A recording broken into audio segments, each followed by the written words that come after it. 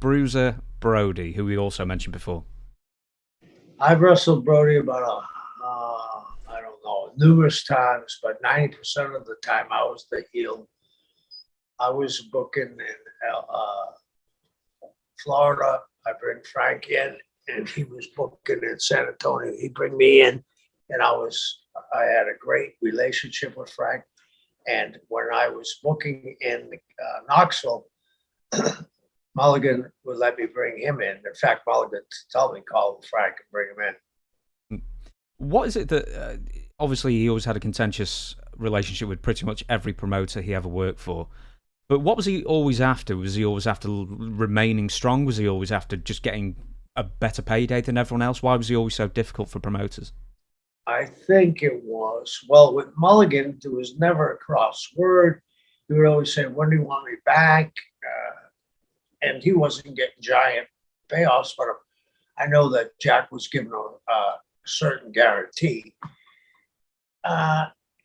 He just, for some reason, did not trust the promoters, which is probably rightfully so.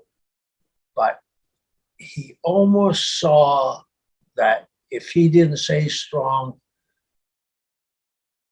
it might have been a little bit of paranoia. If I don't say strong, they're going to weaken me to a point where I'm not going to drop. I don't know. It was very, very strange. I once heard a story where I think maybe it was in Houston, and some sort of disagreement, let's say with Paul Bosch, and who, if it would have been in Houston, and instead of going to the ring and having a match, he went to the ring and sat down and crossed his legs for about 15 minutes.